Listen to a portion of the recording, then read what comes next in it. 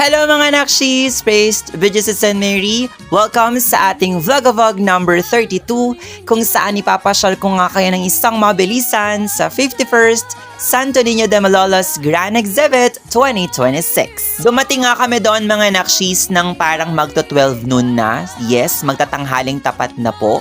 So nagugutom na talaga ako nung dumating kami pero syempre exhibit is life kaya exhibit muna tayo kahit nagugutom na po ako. Ang ginawa namin ni Sis Jane, nilagyan namin ng sistema yung pagtingin dun sa mga ninyo para hindi rin kami mahilo. Kasi kapag hindi namin yun ginawa, ang mangyayari sa aming dalawa, meron kami malalagpasang imahen tapos mahihilo pa kami tapos lalo ako magugutom. Nag-brainstorming kaming dalawa talaga. Taray brainstorming, hindi nyo kaya. Yes, para nga matapos namin yung exhibit ng maayos at wala kami malagpasang imahen. Pagdating namin kay Taba, ang daming alay. So iisa-isahin ko yan sa inyo. Second harvest time na tayo, mga nakshis. Galing kay Vicoy ito. So thank you, Vicoy. Grocery. Stampa ng Guadalupe. Ito yung galing kay Seb. So stampang pita ulit. So galing siya kay Miel. Isang white, tapos isang red. Tampitas, Fatima at Guadalupe. Same series, drawing at it's a drawing. Oh, it's a drawing! Thank you very much. Ang cute. Siya ng Ola. Cute.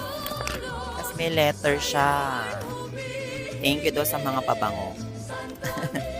You're welcome. Thank you very much. Thank you ulit mga nakshis. Gusto ko nga rin palang i-shoutout itong mga estudyante nga ng Bulacan State University na lumapit nga sa akin after ko mag-video nung pagkuha nung alis sa ninyo. Nag-hi sila sa akin tapos nagpa-picture sila. Ang cute-cute nila sa part na yon. So kung napapanood niyo yung vlog na ito, hello sa inyo. Nice to meet you all. After nga nun mga nakshis, tuloy ulit kami sa pag-ikot ni Sis Jane sa mga ninyo.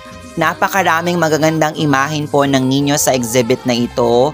Yun nga lang yung lagi kong sinasabi sa inyo, hindi ko po kayang ilagay lahat dahil baka mamaya mag 3 hours po yung vlog na ito. Napakaganda nung ayos ng exhibit area. Kung napansin nyo kanina, may napakita akong mga bulaklak na iba-iba yung kulay, may mga kabayo, dahil nga yung tema nila ngayong taon ay Mexican. Kaya very Mexican naman talaga yung vibe doon sa loob. Dito naman sa part na to, makikita nyo yung pinaka-main altar.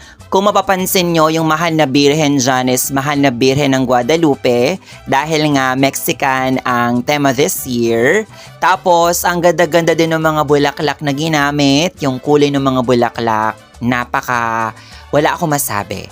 Tapos, ang dami mga retablos. Alam ko nadagdagan pa yung mga retablo this year. So, kudos po sa lahat ng mga nag-effort na bumuo ng mga retablos na ito. Dahil ang laking tulong talaga niya na mas mapaganda pa yung exhibit. Hindi ko lang nakuhanan lahat ng mga retablo. So, ilan lang po ito sa mga nagagandahang retablo doon. So, kung di pa kayo nakakapunta, pumunta na po kayo dahil very sulit. Yun na lahat mga nakshis. Sana nag-enjoy kayo hanggang sa susunod na vlog.